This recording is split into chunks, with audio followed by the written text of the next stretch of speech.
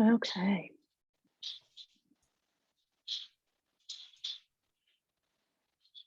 Welcome, everyone. We'll wait for a few minutes as folks trickle in. If you are here for the first time, let us know in the chat. If you came back from last week when we had Yagazi, a Nigerian photojournalist, talk to us about her personal projects and finding her creative voice.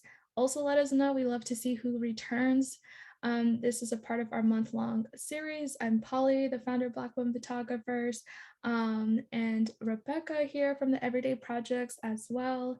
And we'll give it a few minutes before we get started. You can drop your name and location in the chat as well.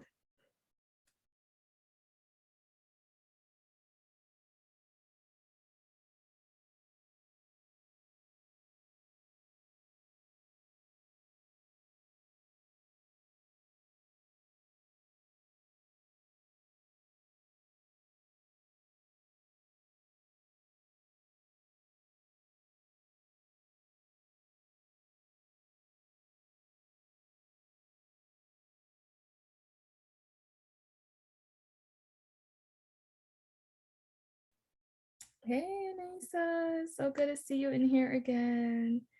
Feel free to drop your info in the chat. Peter, who's the co-founder of the Everyday Projects, is in Nairobi. Hey, Peter. Love to see the diversity. Yes.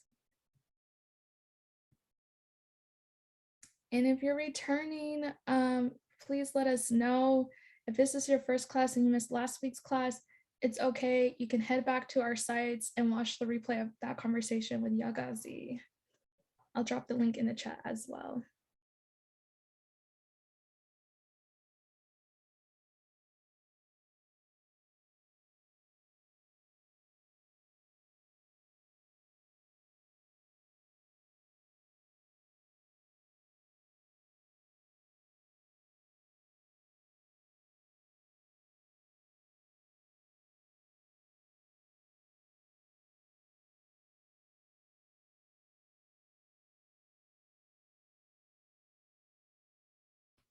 Since it's 5 after, we'll just keep letting folks trickle in, but we have a lot of things to cover. Why don't we get started, Rebecca, with the housekeeping?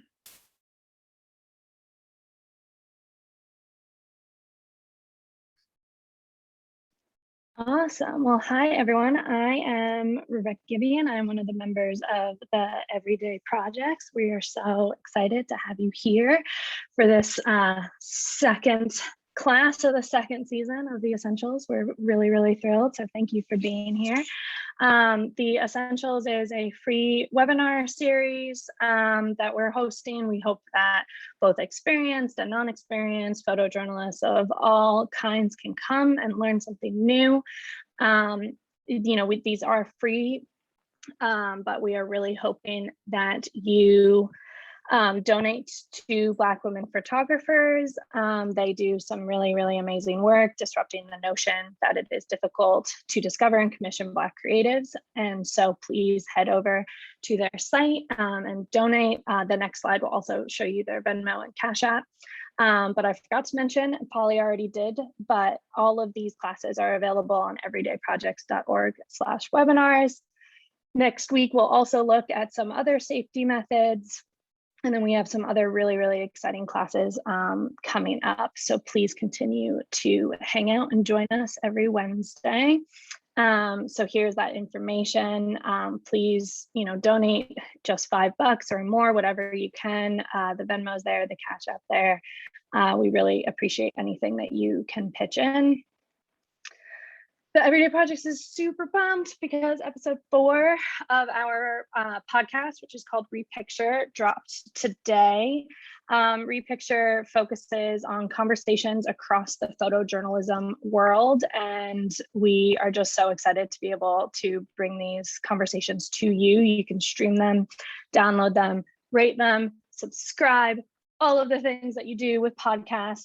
This episode is incredibly important to us. It's about the sexual harassment of women within the visual journalism industry. It's heavy, but we feel like it's a really, really valuable conversation, and we're so appreciative of everyone who had it with us. So please head over to Google Podcasts, Spotify, Apple Podcasts, and listen today. Be sure to rate and review if you can. So we have a lot of people to thank. The Essentials, this season of The Essentials is made in partnership with Africa No Filter, Pulitzer Center, Photo Wings, ACOS Alliance, and a special thanks to the regular supporters of the Everyday Projects, which includes Code for Africa and Open Society Foundation's Culture and Art. This class in particular was in partnership with the ACOS Alliance, which is a coalition of more than 120 news organizations, journalist associations, and press freedom NGOs. They work to champion a culture of safety within journalism and to help both newsrooms, freelance, and local journalists around the world acquire the skills and knowledge they need to know to work safely and securely, as properly. And so we're just really grateful for the lessons that we are going to learn today. You can check out ACOS Alliance's website to learn more. Polly, did I forget anything? Otherwise, I'm going to introduce our teachers for today. Go ahead. That was everything. Okay, great. So I am really thrilled to introduce Allison Baskerville and Tara Pixley. I'm going to let them tell you about themselves and get going. So thank you so much for being here.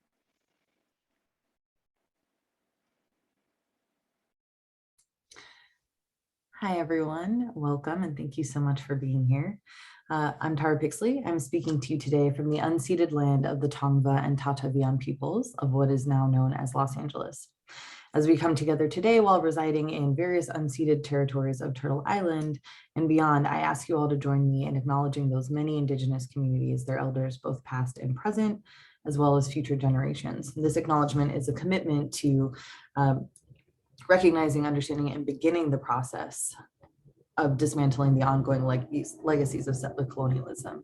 And I wanted to open with this land acknowledgement. I know many of us are, we're scattered all over the world, but it's important for us to always think about the ongoing need to repair our relationship to the unceded territories on which we stand, or our relationship to colonialism wherever we might be in the world. So thank you again for joining us here today. I'll introduce myself really quickly and then kick it over to Ali. I'm Tara Pixley. I have been working in photojournalism and journalism more generally for the last 20 years. I've been a freelance photographer for quite some time, working for Wall Street Journal, NPR, New York Times, and I've also been a photo editor for CNN, Newsweek magazine, and I'm currently a photo editor working with the New York Times. I'm also a professor of visual journalism at Loyola Marymount University in LA, and I have covered civil unrest and LGBTQ+ refugee communities at the US-Mexico border most recently. And I'm a co-founder of Authority Collective, and that's an organization that resources women and non-binary photographers of color. And we produce also interventions into visual media industries, working to decolonize photojournalism and documentary filmmaking in many different visual media spaces. And I'm really excited to be here with you all today, talking about how to assess risk and manage risk and mitigate it and think through the safety of yourself, and thinking through especially how we show up in our intersectional spaces, our intersectional identities as women, people of color, non-binary, and trans folks. So we'll be talking a lot about that today. And Ali? Hello, hi. It's really nice to join everyone today, especially be alongside Tara to deliver this much needed session. And thank you for the Everyday Projects for inviting us along to do this, as well as ACOS for supporting. I was a photographer for about a decade as a freelancer. I used to be in the military many years ago, and I've done quite a bit of conflict photography, press photography, and in some dark shadows of my past, I was an army photographer as well. So I've come into this world of photojournalism with a slightly unusual experience. And I knew as soon as I started talking that my dog would start playing with a toy. It was bound to happen. I've most recently been leading a program called NextGen Safety Trainers with the IWMF which speaks to some of the issues that Tara has talked about, with the lack of intersectionality and representation within the safety training community and safety training organisations specifically focused on the media. And certainly over the last 5 years, I've been mostly focused on changing that narrative and disrupting that too, and making sure that the people who teach safety training represent the people who receive the training and also enable them through their unique identities to do their work safely. So whilst I wrestle my toy off my dog, I'm going to pass you back to Tara, who's going to kick us off. Awesome. Thank you, Ali. So today we're talking about managing risk, safety, and trauma as a journalist. And I want to take you all through just a couple of our sort of grounding principles and the key takeaways. We already mentioned this a little bit. We're coming from working with the NextGen Fellowship, the IWMF Fellowship, that's having this perspective of an intersectional, identity-aware approach to safety training. And that's the sort of like core and central things that we're going to be speaking to today. So really thinking about how we engage the ideas of safety and risk assessment and trauma, like recognizing the traumas that occur during our work as journalists and photojournalists specifically, and also understanding our identities, recognizing that those are a really important part of how we show up to our work as a journalist and what sorts of risks and threats we might experience. So today we'll be talking about that trauma-informed approach, understanding the impacts of this work of journalism on our social, physical, and mental health. We'll be thinking about our lived experiences and intersectional approach to identity awareness in the work we do as journalism, risk assessment and mitigation. So thinking about what you need to do before you get into an assignment or a project you're working on, and then strategic and tactical safety. So risk response and management during the assignment.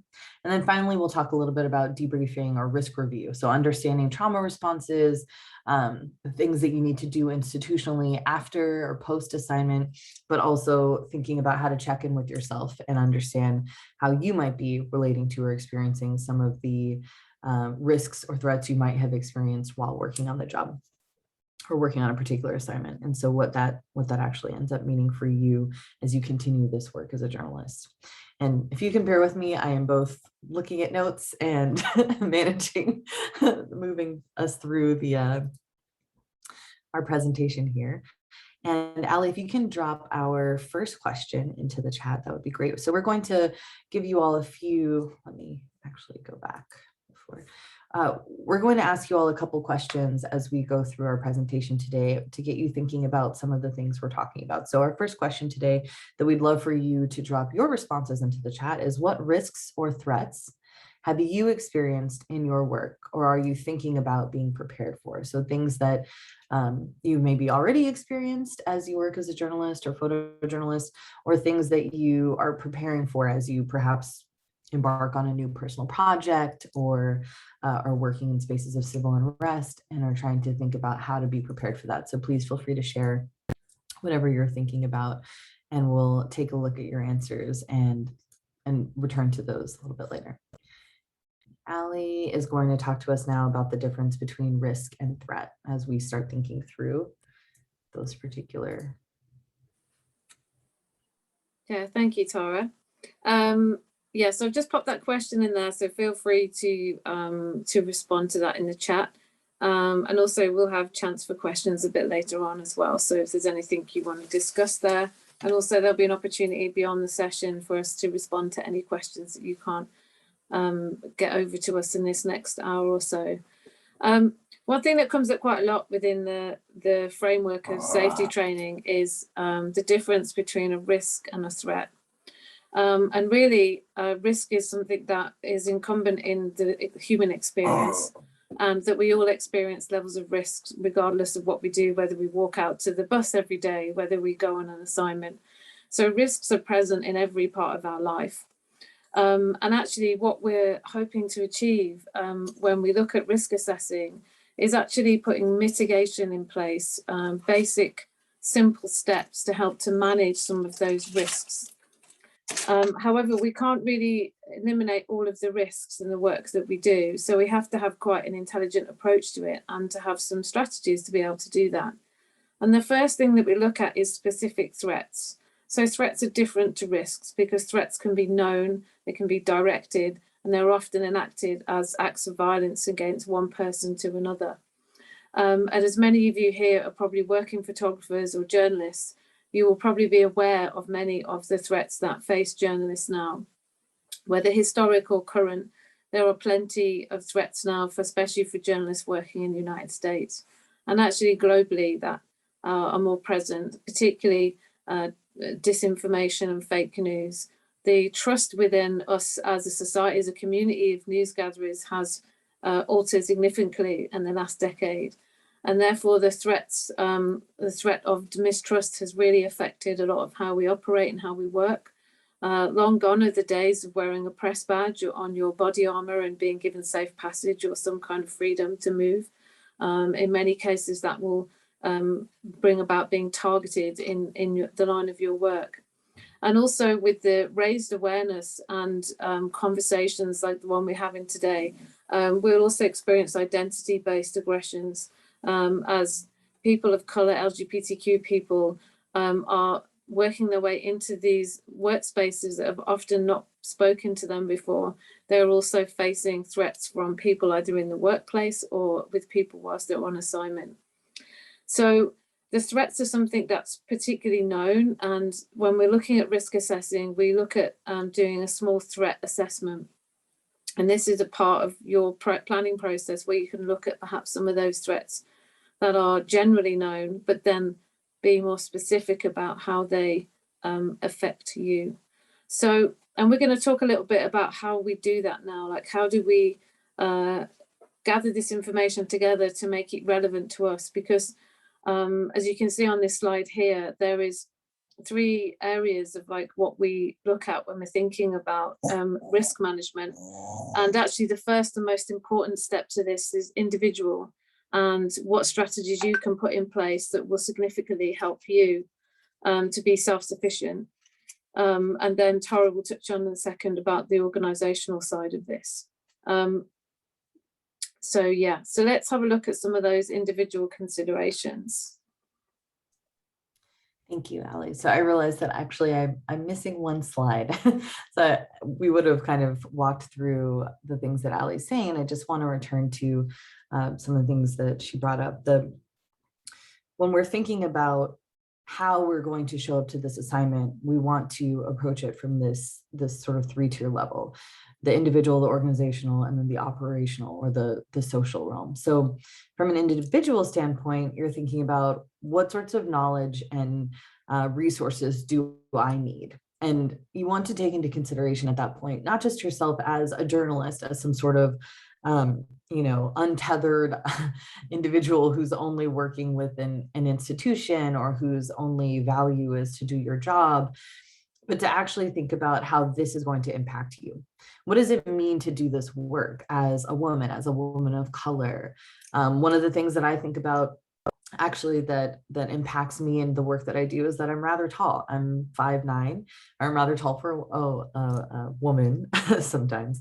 And that impacts both how people relate to me and also how I relate to space. And so I think about those things and also think about how some of my colleagues who might not be as tall as I am and often are perceived in different ways because of their physical representation, how they show up in a space, and how that impacts the way that other people with different embodiments react to them.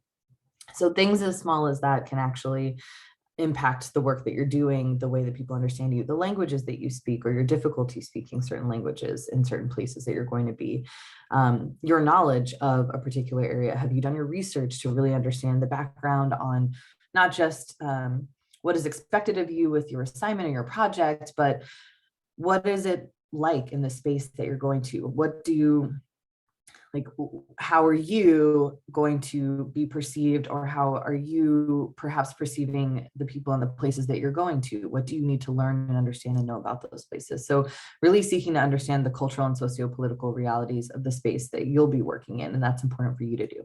And then the organizational standpoint, that's how you're working with an institution, perhaps a granting or funding institution, a newspaper, or news organization.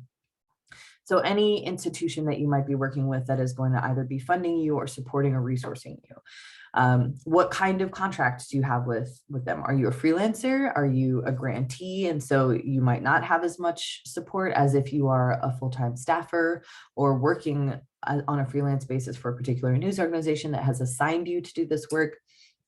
All of those relationships to the institution are different. They come with a different duty of care or responsibility on the part of the institution or organization to essentially take care of your safety or acknowledge your safety and help you do risk assessments. And you want to think about the travel obligations, your accommodations. How will that be in any way supported by the institution or organization? And then you're thinking about the organizational culture, right? What is the organization's relationship to safety mitigation, or I'm sorry, to risk mitigation and safety assessments, to understanding how you're going to be impacted by this assignment? Do they offer physical or mental health considerations around, excuse me, around this particular assignment or project? Are they going to be offering travel resources or other sorts of support as you're working in the space of your assignment? And then finally, you're thinking from an operational standpoint, which is very closely linked, of course, to organizational, but we're thinking about once you actually get to the place that you're, and when so much of what we're talking about today can have the sort of connotation of international travel or going somewhere outside of your community.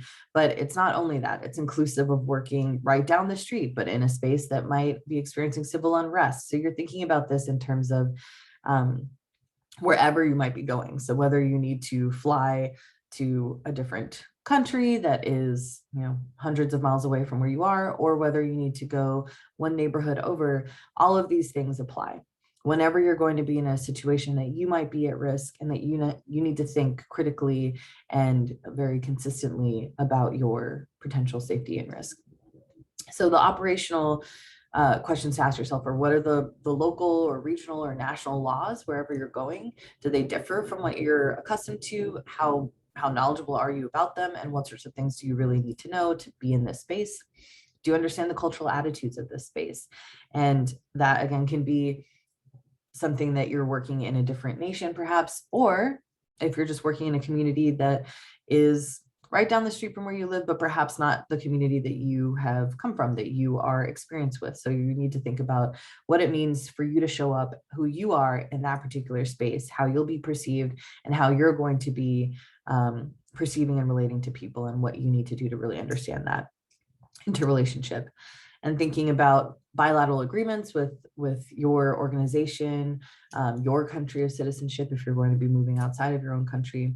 And then the network of support, and this is really important. Who's going to be working with you while you're on assignment working on this project? Are you working alone? Are you working in collaboration with translators or interpreters, assistants, other colleagues? Maybe you're a photographer working with a writer or a videographer. So how do all of those relationships in the process of doing this work, how do you think about them ahead of time? And then how do you also continue to engage them while you're doing the project work itself? And we wanted to ask you all, I saw that no one has really answered this question. So if you have any other thoughts on what risks or threats you might have experienced in your work, or you might be thinking about needing to be prepared for, we'd love to still hear that. But we have another question. So I want you all to think about, what do you already do to keep yourself safe in your everyday life? What do you already do to keep yourself safe? And that can be anything that you something that I do is when I'm walking in public alone, I don't wear headphones. So I'm always trying to be attending to what's happening around me. And if I am wearing headphones and playing music, then I can't really pay attention to those things. So that's something that I do to keep myself safe. And as you all, again, we'd love for you to drop your thoughts about that into the chat. And Allie's going to walk us through the kind of planning out the assignment. So what sorts of things do we need to think about as we begin to gather ourselves to do this work that might be putting us in some semblance of relative risk or engaging with some threats? Yeah, thank you. And just to go back a little bit on what Tara's talking about here as well with the individual side. This was often an area that was not considered in part of the safety planning side. It was almost seen as a side subject to your personal safety plan. And certainly in the risk assessing, you wouldn't even consider your actual, the way that you show up into a space, your physicality, your sexual orientation, your gender identity, your race, those elements of you that are unique to you. But certainly when you go and move through these different spaces, how they might affect your safety, right? But also the perception of that. So this individual planning or this individual preparation is also about resourcing yourself as well before you even start to think about the gear that we're going to talk about now, like the actual kit that you're going to put on. What have you done before that to make sure that you're well rested? Do you have good connections with people for when you return from an assignment or when you go through a difficult situation? So some of this pre-planning is also about developing coping strategies and also asking those hard questions about the nature of this assignment that you're about to take on and the headspace that you've got at that current time to be able to do it. And the reason I'm talking about this is because there's so much pressure in photography and freelancers specifically to sometimes do assignments that perhaps are really difficult and challenging, and perhaps you've already been exposed to quite a lot of risk previously. And certainly this can be I wouldn't say it's a perfect storm, because there's nothing such a thing as a perfect storm, but it can be a recipe for potentially going towards burnout and in some other cases PTSD. So, you know, before you start to pack your bag, think about, you know, what's going on inside you, like where are you at before you take on this kind of work. And also relationship building with people who are other photographers or other journalists, or people who I would say our friend Jen calls a savvy friend. So like before you start to plan the risk assessment and put it down onto paper, which we can talk about in a second, who's your network of people going to be whilst you're there? There's no value in being a lone wolf in this particular situation. You know, it's good to always have people in support. And as Tara had already touched on, the organizational side of this is also key. And this is where a lot of pressure is being put on for media outlets to take more responsibility, especially when they're contracting in freelancers, but in some cases with staff as well. But equipment wise, as you can see from this photo, there's already a lot of gear that you need to consider. And again, it's about context. So prior to this, we've really been thinking about what it is that if we're working out what we need to carry, we need to work out what the actual risks are, right? So you don't want to be in a situation where you take every single thing that you own in a massive bag, because first and foremost, we need to be able to carry it. We need to be able to physically pick up our kit. So we can do a small threat assessment to see what the known threats are for the place that we might be going to.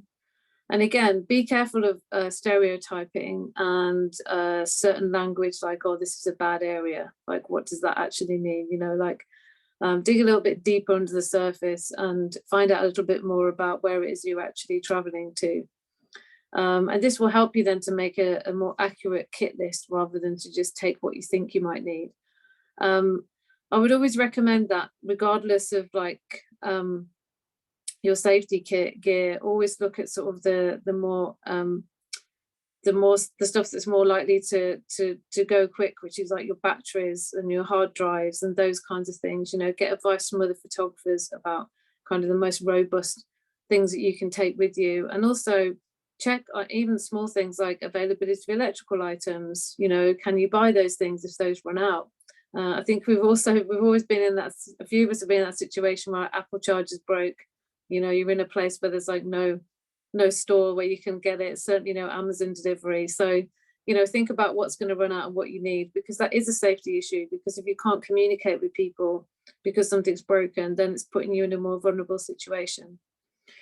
Always carry a first aid kit. I'm probably should get paid £1 every time I say carry a first aid kit, but you don't necessarily need to take a trauma kit unless you're going to a high risk place where the level of injury might be more serious.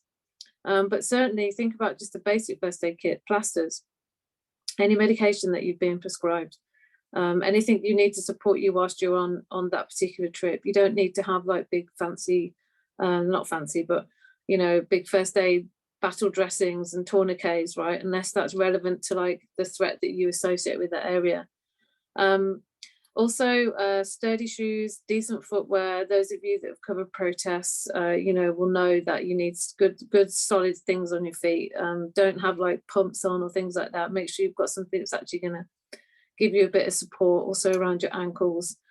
And consider camera equipment and the positioning of your cameras.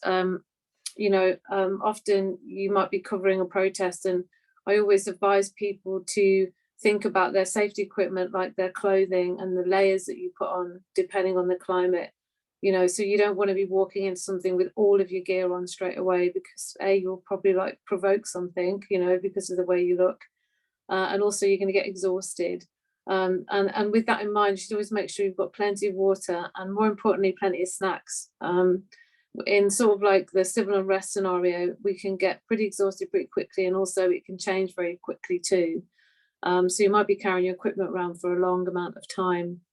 So with your cameras, think about also what you're highlighting. In some cases, it's quite wise to kind of black out any of your labels on your camera so they can't see the brand name. Some people do that on the lenses too. If you've got the more expensive L series lenses or the nickel lenses, you know, it might be wise to cover those up. And also think about where you're holding them. Remember, if the camera's around your neck, it's safe in the sense that your camera won't fall on the floor. But if you're getting into a really crowded situation, that could also be used to pull you down to the ground. Often in the past, I've used carabiners and sticky straps that go on my shoulders, that I can just let go of if someone grabs it. And just remember, your life's more important than your camera, right? You know, don't like fight to the death for your camera. So those things should be easy to get off of you. And also, I'm sort of aiming this more at kind of more the cis women, femme presenting people, but often I've worn a large thick belt.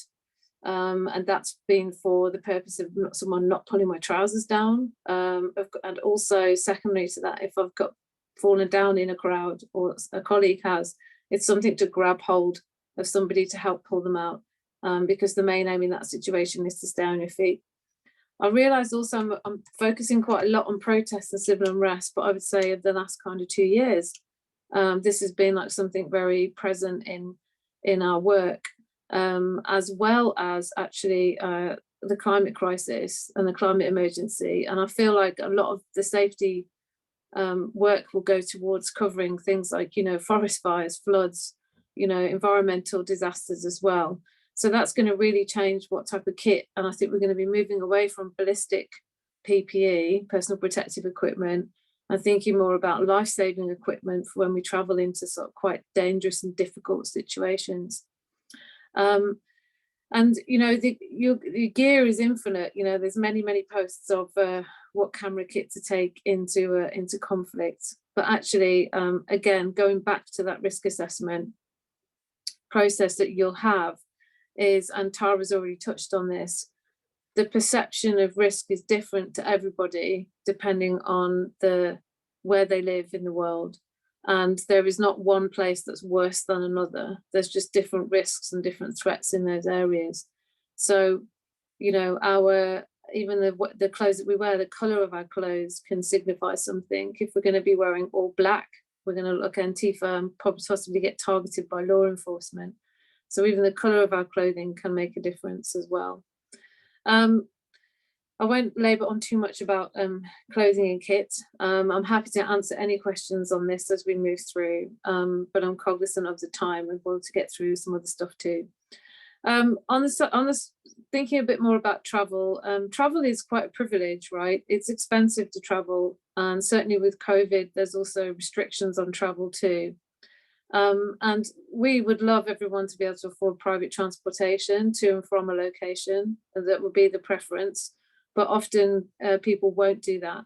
But try and use an accountable app such as Uber if you can. I don't work for Uber, but somewhere where you can actually check in and check out of your journey and someone knows where you are if you are going to use things like that.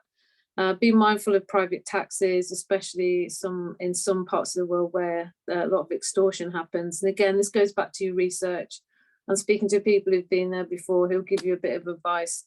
Even those that, if you go into Istanbul, you'll know that a certain kind of taxi is more likely to charge you more than another one. All those bits of information may not sound serious, but if you're on a limited budget, you want to make sure you don't sort of like get ripped off in a taxi. Because again, and we'll talk about cash in a minute, you know, access to ATMs, how much cash we carry about with us is also going to affect like our personal security, isn't it? Because that could help us get out of the situation. And of course, if you're traveling to a specific venue to do a shoot, or perhaps you're going towards a place where there's density of crowd, you not only need to look for the hot spots and like where where everyone's gathering, but before you even get there, you need to be thinking about your routes in and your routes out.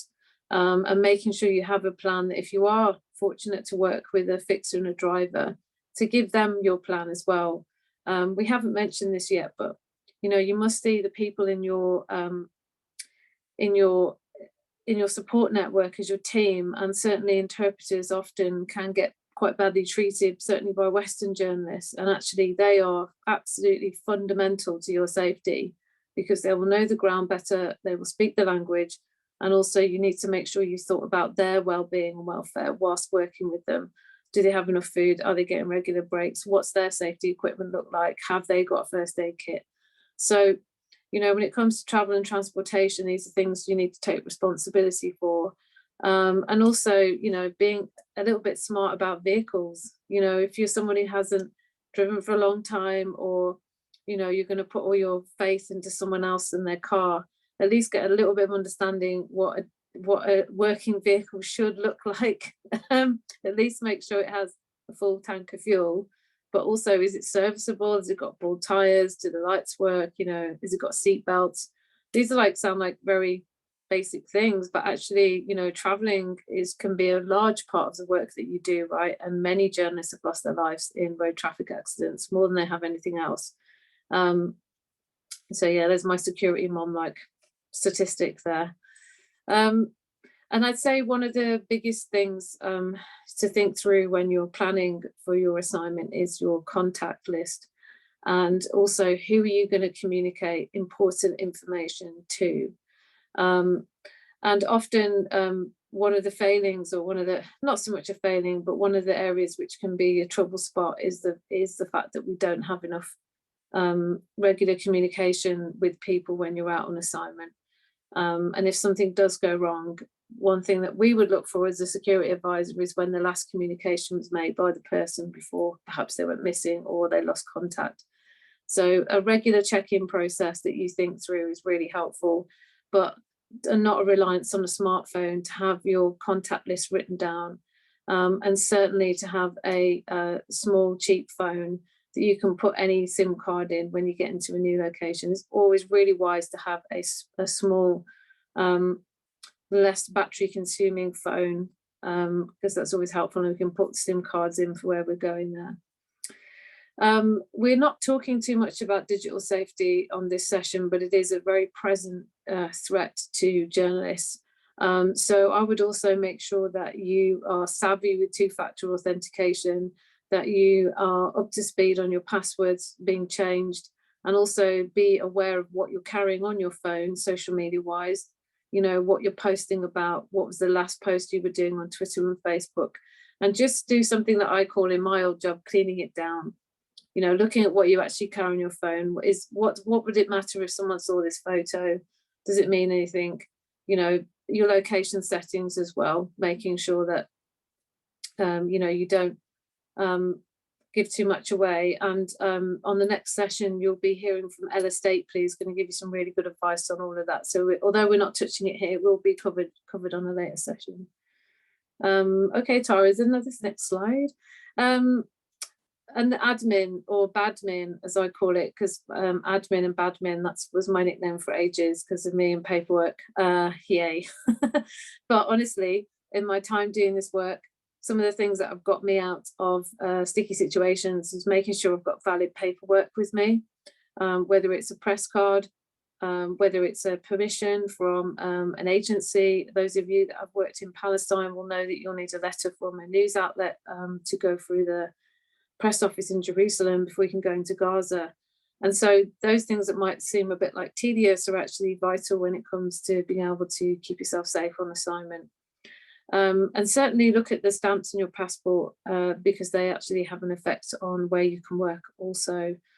In some cases, you might need a vaccination card to be able to travel now, places to work. So there's another layer to your planning, is to look at what the COVID restrictions are of where you're going. It could be state to state, it could be outside of wherever you're located, wherever your homeland is. And again, these kind of speak for themselves really. All I will say about insurance is it hasn't changed that much in the last 10 years I've been doing that, in the sense that it's really hard to get kit insurance for anywhere that's high risk. Most people won't cover that, and it's really expensive when they do. If you've got the budget, I would put it into your medical insurance because that's actually the most important thing.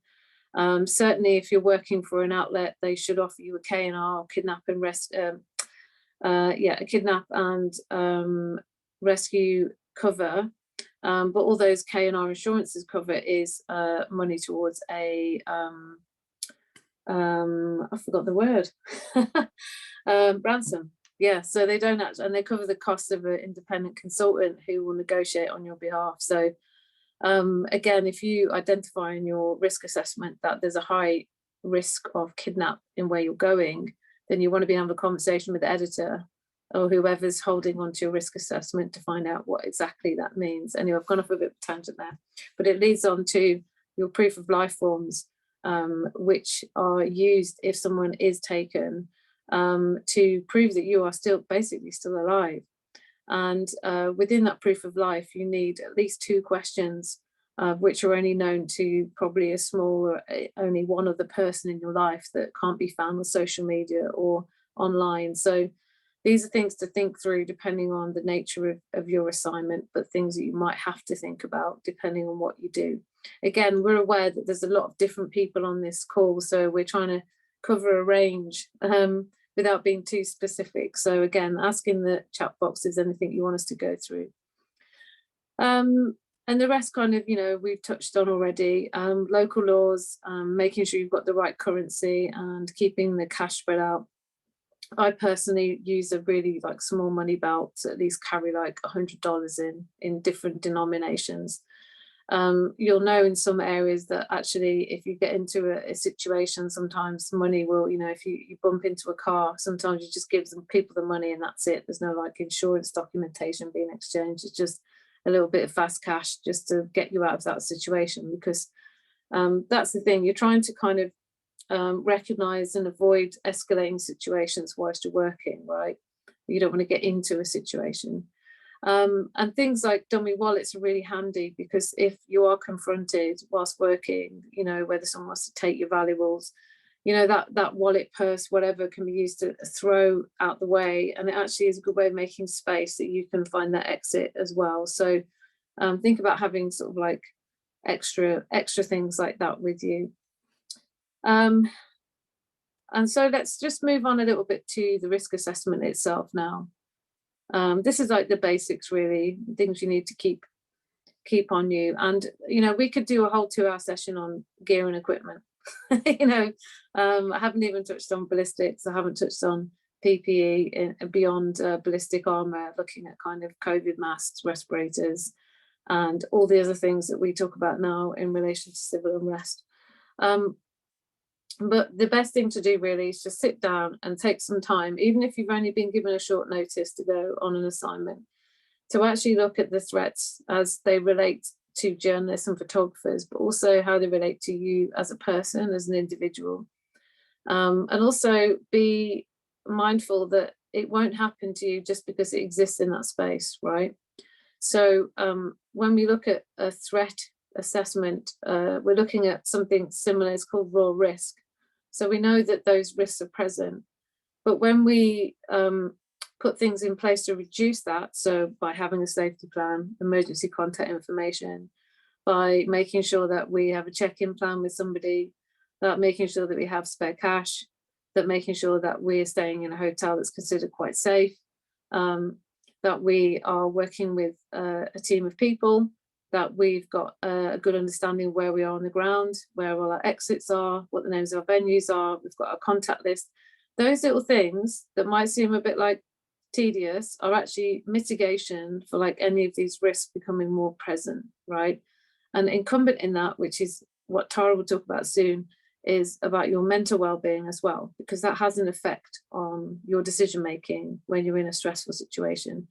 So the risk assessment is not just a way of planning those things, identifying the risks, and also making your actual plan for your assignment, because it will help you to work out the reality of what you're going to do. You're also doing it when you're not under stress, right? So you can actually think things through out a little bit more calmly. What you don't want to be doing is doing your risk assessment whilst you're on the plane, right? We need to like take some time to do this, or whether you're on transport somewhere, on the train somewhere, like take the time to do your risk assessment, give it some importance, because actually in my time doing this work and having supported people who have been kidnapped, you are looking for every single piece of information that you can find about what that person has been doing, where they were last seen, names of all their fixers, their phone numbers, the vehicle they were traveling in, what was the registration plate of the vehicle. So the more information you put into your risk assessment, the better, trust me, because like if something happens to you and someone who doesn't know you, like me, has to go in there and look, then we can start to build up a pattern of life of where you might have been, who you might have spoken to. And it sounds a bit extreme, but like some of you on this call will work in those sort of areas, right? But also, if you go to cover a protest and you haven't told anybody you're going there and something does happen, this could be in the States, could be in the UK, could be anywhere in the world. If someone doesn't know where you are, no one can do anything, right? So that risk assessment is also a way of advocating for yourself, to say that I'm important enough to keep myself safe, right? It's not, I don't do this work and put my life at risk for the sake of the work. And also it's a way to make your editor, whoever's commissioning you, to be accountable for you as well, because they should hold a copy of this risk assessment, and you need to find out who is responsible for that, who is the person on the end of the phone if things go wrong. We've been doing this for years about risk assessments now, and making sure that they're kind of built into our work process. And the same goes for like the editors and those that hire us as well, to be also looking after these, because they can also help with things that we're maybe not aware of, like an experienced editor who's been working in a photography place for a long time might have read like 50 risk assessments and may give you feedback and say, oh, actually, if you thought about this, maybe put this in here. And so your risk assessment, even if you're working in quite on a long-term project and you've been doing it for a long time, you should still review it. I'd say review it quite regularly every time you leave and go back. Just do an update on like what the current situation is, you know, check social media, speak to journalists that are there, photographers. You know, this comes back to your like social side of your planning, you know, who's in your network that you can talk to about this. And it's a living document, you know, it would be really useful to keep hold of that when you do plan for other assignments. And once you've done it once, it's like everything, it's a bit easier, right? Once you've done it the first time, the second or third time will be a bit easier. And this is, you know, what we kind of really hoping to pull from your risk assessment. And there is a threat assessment that you can make where you look at kind of the probability of it happening, the likelihood, which might be based on the threat itself. So for example, there was a threat to journalists covering protests in Louisiana. I'm making something up here, right? So you would say, okay, there's a threat to journalists. Okay, so what kind of journalists? Are they people with cameras? Is it videographers? Is it photographers? Is it people of color? Is it like a staff journalist? Is it freelancers? Like, what I'm trying to get to here is try and get to the specifics of what that means, right? Because if you generalize, then you'll just won't leave. You won't, because you'll think everything's going to be terrible. So, and like I said right at the start, there's risk in everything you do. But get to the specifics of what that means. You know, do fact check things, find out when it last happened, where did it happen, what was the severity of that, what did they do, did they shout at them, did they take the equipment away, did they take the memory cards, you know, what was the thing that they were doing? Because it's really important to gather information like any good journalist would do, because then it helps you to understand the likelihood, the impact that might have on you if it was to happen. Going back to like traffic accidents, a traffic accident in one place is going to be really different to another based on the roads, the way people drive, the access to emergency services, you know. So like in sort of the UK, if I have a car crash, there's probably an ambulance 5 minutes away and I'm probably going to get to an ER. But if that same scenario was to play out in somewhere where there isn't such quick access to A&E and there aren't ambulances, then of course it takes the impact really high. So then we have to think about our vehicle safety, what type of vehicles we're going to use, how long we're going to spend the vehicles, when do we use them? And that's the mitigation. That's what mitigation is. That's getting to that point and saying, okay, I've identified this. These are the measures I can put in place. And also, when you do this, it does help you feel a bit more confident about what you're about to do, because you always kind of plan for the worst, right? In the hope for the best of what's going to happen. And that's really what this risk assessment is. So that's kind of where we want you to be before you kind of head out the door or wherever you're going to go. And of course, nothing really survives what I say impact with reality, right? We talk a bit about fantasy versus reality. And certainly, if you can just go back to the slide before, Tara, that would be awesome. Thank you. And in reality, what happens is often quite different from what we've potentially planned for.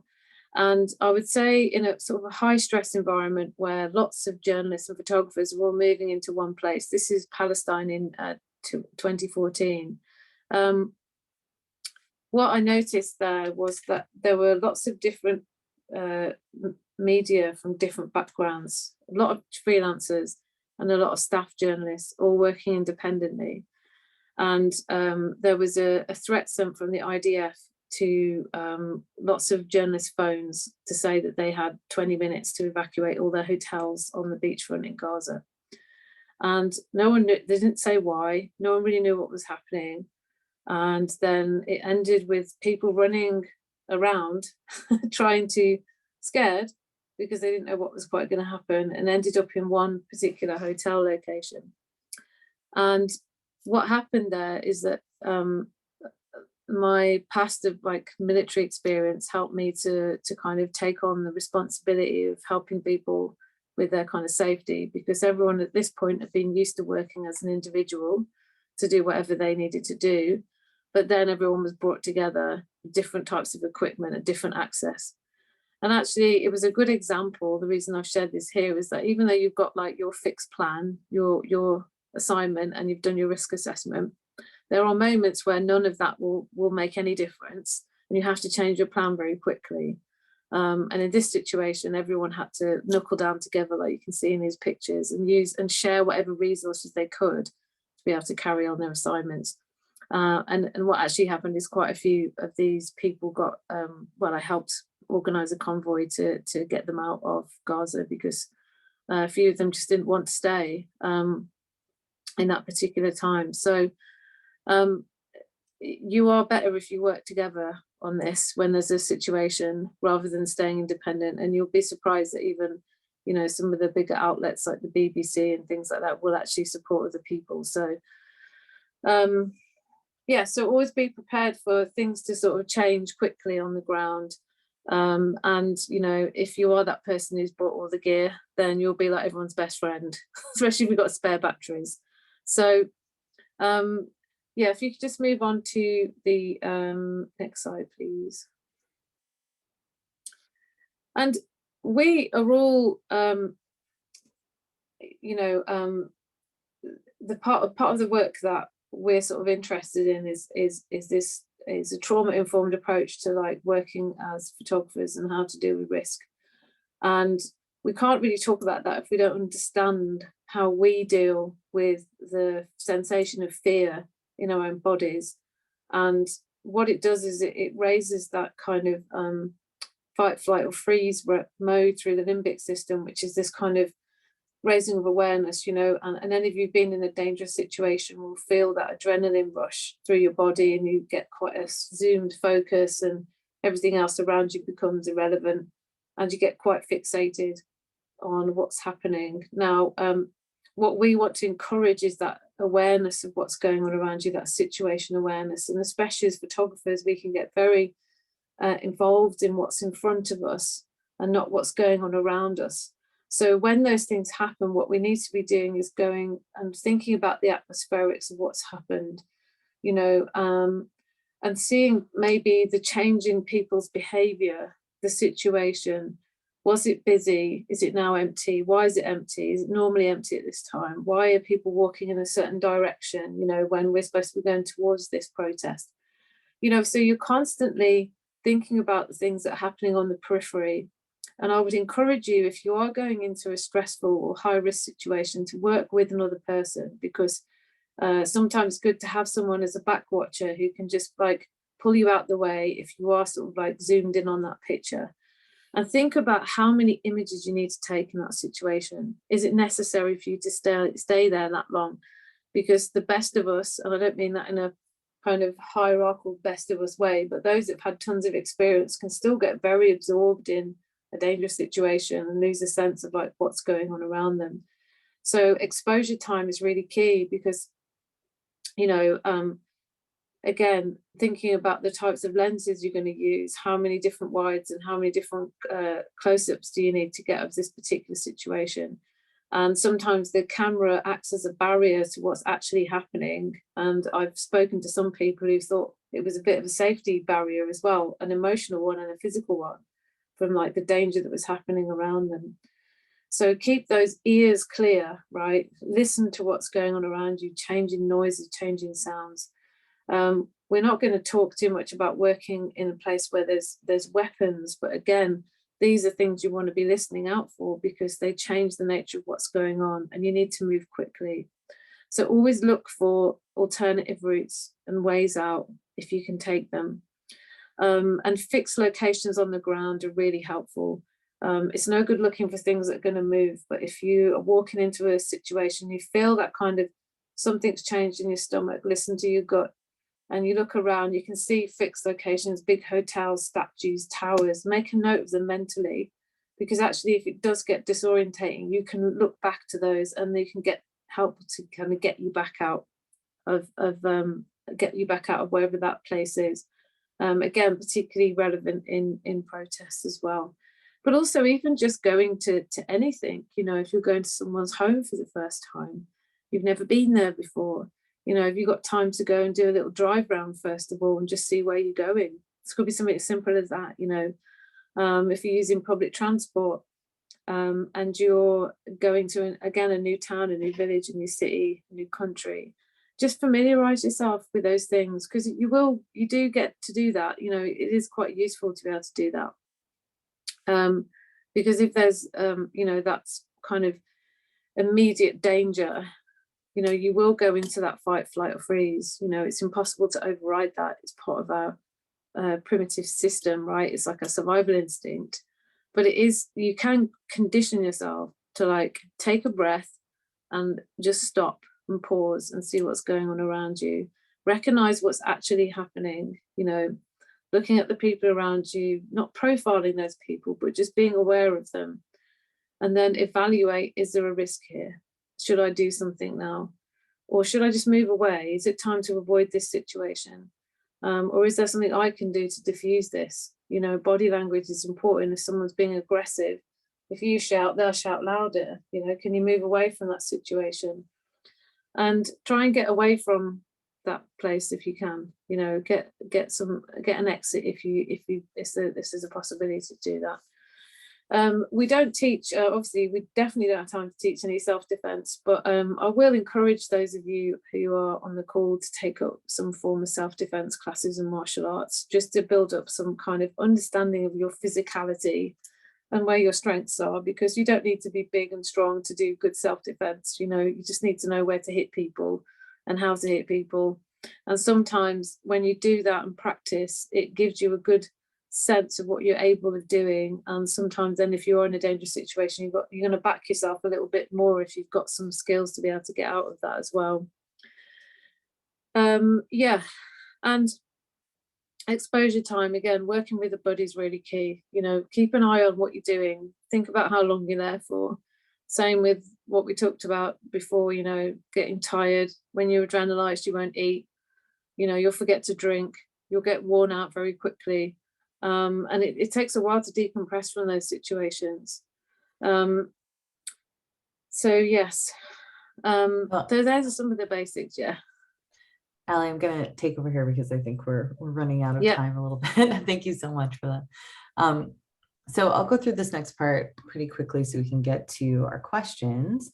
But something that's really important to understand, and someone asked in the chat about how do you explain to people who don't value mental health? Well, mental health and physical health are one. They're one and the same. Our bodies and our minds are complete, they're a complete system.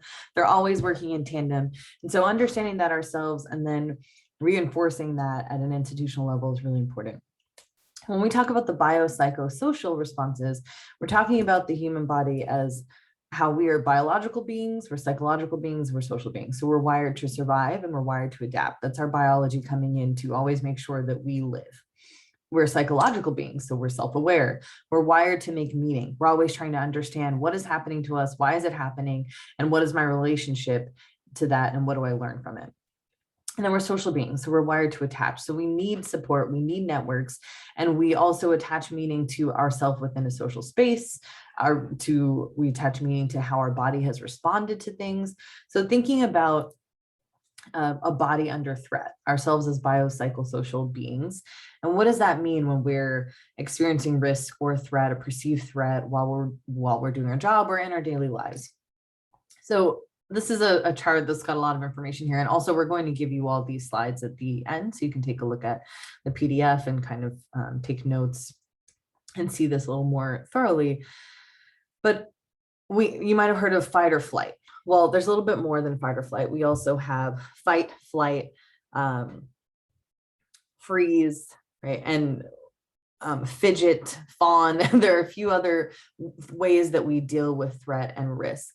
And yet when our body is in this fight or flight mode, we start to kind of shut down. We get tunnel vision. We are sort of, that fight flight mode it's alarming our brain. So it's forcing our brain to focus on negative memories, to think about, okay, what is the worst possible thing that could happen? What are all these things I understand about what could be happening to me right now?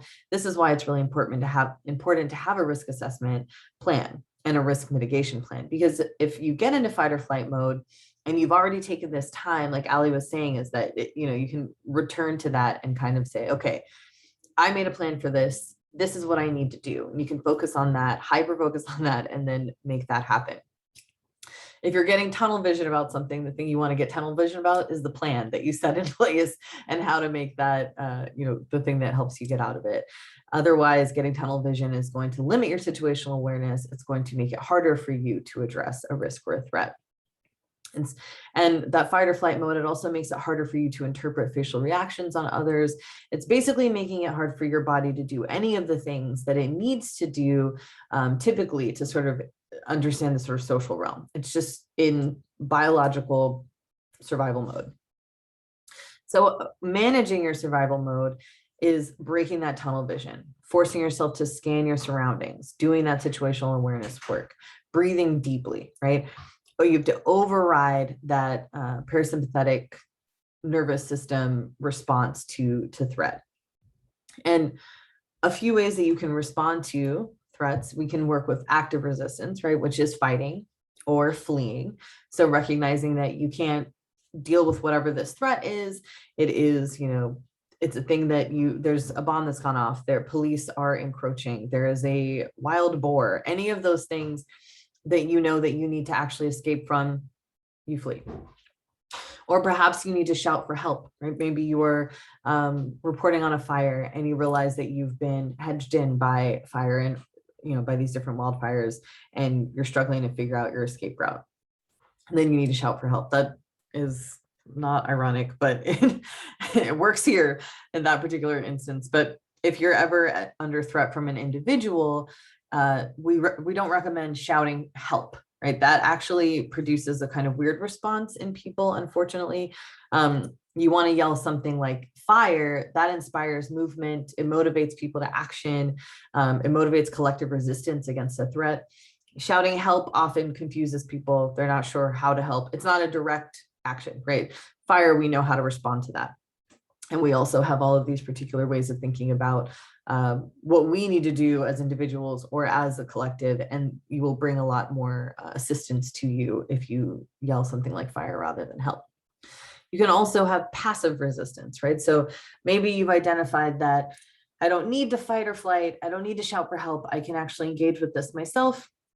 Ali started to speak to this. You want to make eye contact. If you're having an interpersonal threat, you want to make eye contact. You want to have open hand gestures.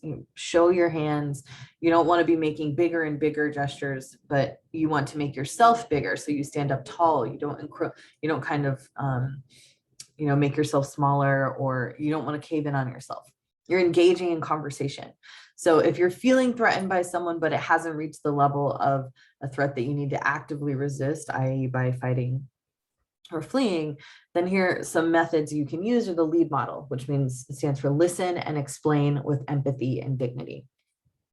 So oftentimes when other people are in a survival brain mode, right? So I talked about the fight, flight, freeze, appease. That's our survival brain. When other people are experiencing threat, or they believe that they're under threat, and they then are threatening you, or you're trying to help someone, maybe a colleague is having kind of a nervous, like a panic attack or anything like that, and you're trying to help them. Whenever you're dealing with this interpersonal situation where someone else is aggressing you or is exhibiting that kind of survival mode where they're, they're not thinking clearly and they're aggressing you in some way, that survival brain, that parasympathetic reaction, it lasts for about 10 minutes. And in that space of time, you're easy to upset, but difficult to reason with. So recognizing what our brains are doing, and also understanding what other people's brains are doing in these moments of fear and survival mode, can help us address and positively respond to that. So you don't want to be silent. You want to engage in conversation. You don't want to escalate or aggravate. Instead, you're practicing active listening. You're repeating what you're hearing, and you're mirroring. You're observing body language, right? If someone is aggressing you, you observe how they're relating. Again, you're making yourself bigger, but you're not gesturing wildly. You're calmly engaging, and you're kind of standing your ground, but you're also mirroring what they're doing. And kind of how they're facing you, how they're talking to you, you're trying to engage that, because that mirroring, it actually helps people, it creates this perceived bond. It helps people understand themselves in relationship to you. And you want to express empathy, not sympathy, right? So I don't feel sorry for you. I want to understand you. I want us to work together to work this out, offer alternatives, ask, how can I put this right? I think we are actually close to time, and I can't quite see the Q&A right now. So I'll check in before I move on to the next thing and see how much time we have. Keep going. Okay. So, Ali, did you want to talk a little bit about some of the trauma considerations before we get into the debriefing? I think we're good. We'll just move on to this because of time. Yeah. Thanks, Tara. Okay. So when we're we talked a little bit about how to engage the biopsychosocial responses, right, in the moment. So now we're moving on to the sort of after an assignment, after a project has happened, the debriefing that you want to do. And we're returning to that, what we touched on in the beginning of the individual, the institutional, operational, right? So you want to do that personal debrief. Or I'll talk about that in a second, actually. So starting with the institutional debrief, not to say that this is the most important, but you want to file your incident reports. You want to alert people to what has happened. You want to take notes on what you learned, what you experienced, what you want to do differently next time, what worked well, takeaways for future planning. And you should be in conversation with the organization that you're working with, if you're working with an organization, to make sure that all of that is clearly defined and in writing and is recorded and reported. Then you really want to do your personal debrief, right? How are you impacted by this experience you had, either professionally, like, what have you learned about it from a professional standpoint? How are you personally impacted on that, psychological, biological level? What are your takeaways on those different levels? And then you want to do a social debrief, because as we said, we're social beings, right? And sometimes the work of journalism and also photojournalism can be very isolating, can feel really solitary. So relying on those social networks, engaging those social networks, engaging with your colleagues, with other people who have experienced these things is really important to making this work, to helping you be able to do this work well and helping you be able to show up for yourself. So relying on those networks to process what's happening.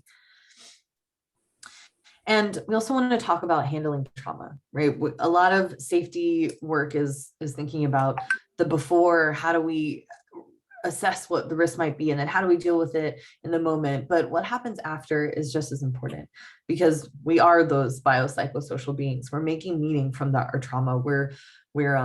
We might experience PTSD, we might experience depression, we might experience a lot of different things from the things that we have seen. A lot of what we do in our work as journalists is very impactful on both a psychological and a physical level. So some of the things that you want to do to engage that and to deal with, manage that trauma that you might have experienced. And this is not to say, I know a lot of what we're saying here today is like perhaps very scary sounding. We're talking about, what could happen, not what will happen. So we always have there's a wide spectrum of experiences that we can have, and we want you to be prepared for that spectrum. So one of the things you want to think about is, noticing. Self-assessment is beginning to address trauma responses. Do I feel traumatized? Am I having different reactions to things than I usually do? You want to recognize your thresholds. So a lot of times trauma is about dose or exposure.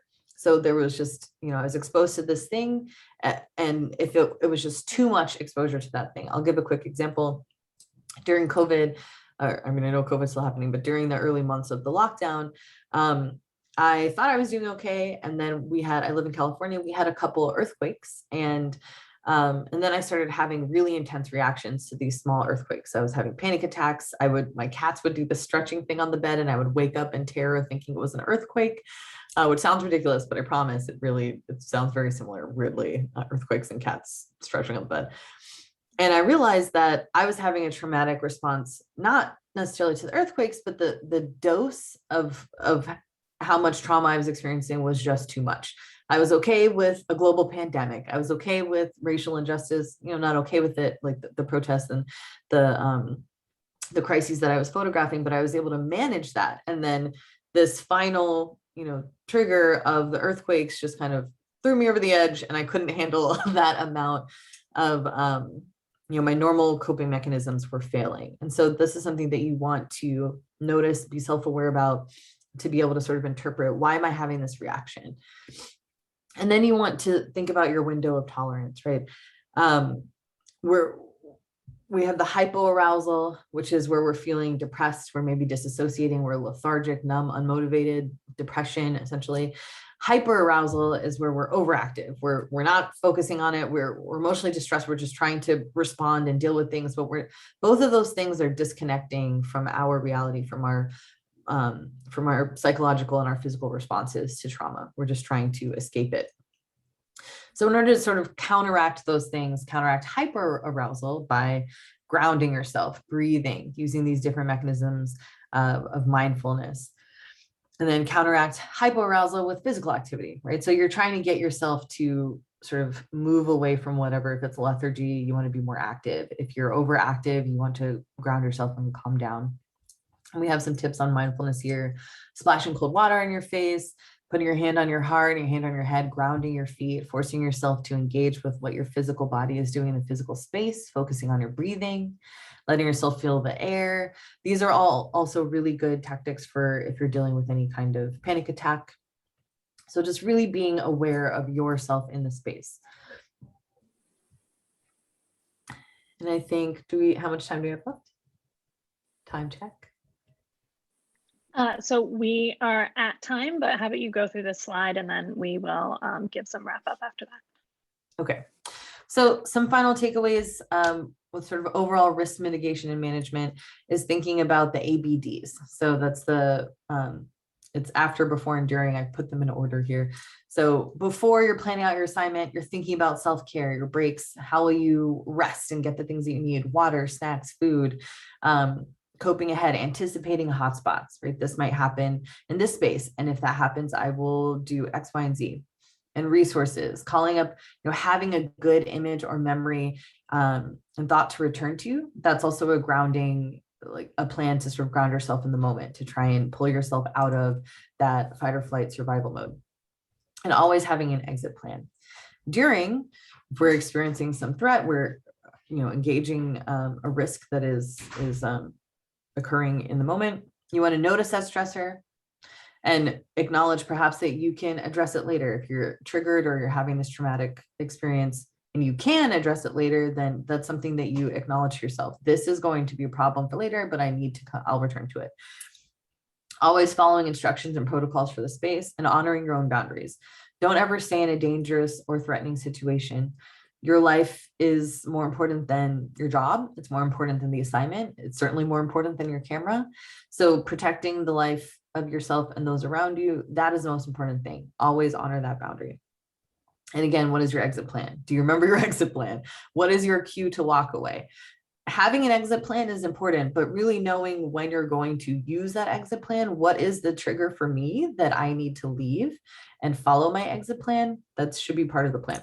And then after, reestablishing safety first, connecting with friends, family, your colleagues, the institutions, confirming that you are okay, but then also confirming for yourself that you have a network and a safe space. Focusing on your body, what you need: rest. Maybe you need that social network. Maybe you need some time alone. Maybe you need to spend, whatever pleasures for you: exercises, walks, movies, reading, and then assessing. How am I doing? How am I feeling right now? What do I need right now? Continuing that process. Okay, so we had a lot more to cover, but we got through a lot today, and thank you all so much for your attention and your interest. We have put together a list that is, I've listed out here all of the different resources and references that is on this list, and I'm going to drop a link. Actually, if Ali, can you drop that link in the chat, please? Sure. So everyone can access this this list of resources that are linked out with this Google Drive accessible link. It's a little complicated to figure out how to get the link to you, but I think we successfully did it. So we will share that with you all after this. And do we have time to take more questions? I mean, if you all have time, because I know it's past time, so just want to be respectful of your time. And I mean, thank you. I know that was a lot of information. I already saw someone tagged us on social of their full page of notes. So thank you. Because I know this is a lot to process, but guess what? It's being recorded. Please do go back and watch the recording. Do not feel like you had everything down. This will be available for replay. All of this information is pretty relevant. It's like timeless in a sense. Of course, things would adapt as things, evolve, but as just happen. But I'm telling you, I see, while seeing the chat, that is super helpful. Things I never thought about. So thank you all. And I know, again, this is going to be available for replay. I mean, if you're taking an assignment a month from now, you can go back and watch this. It'll always be important information to think about. Let's see, Rebecca, I don't know, did you have any questions that you wanted to ask, or if you you're listening and you have a question, feel free to drop it in the chat or in the Q&A box. Yeah, I know we're a little over time, everyone, so thanks for staying with us. But if there are any questions, we can run through them really briefly. I think everyone was really just trying to take in all of the awesome information that was given. And as Tara and Ali said, there's that resource list is going to be available for y'all, and this will be up on the Everyday Projects website and Black Women Photographers website at ASAP as soon as we can get it up. So, please watch before you go reporting. Please, if you hear of a friend leaving on an assignment, send this video to them. This has been, as Polly said, timeless information to always remember. I know that I will probably watch it to remind myself before I report next, because you can never keep all of this in your brain right before you leave. And so, thank you all. And if there are any questions later, please feel free to reach out to the Everyday Projects and we can ask our wonderful panelists and get back to you. So, this doesn't have to end just because the webinar is ending. And I saw that one of the resources that they included was from the IWMF, the Black Journalist Therapy Fund. Please do apply for that. You may think, see the word journalist and get scared, like, oh, am I really a journalist? They are accepting recipients for photographers as well. I've personally received funding for that therapy fund. It is on an ongoing rolling basis. So if they have funds, they send funds to you for your whatever therapy needs that you need.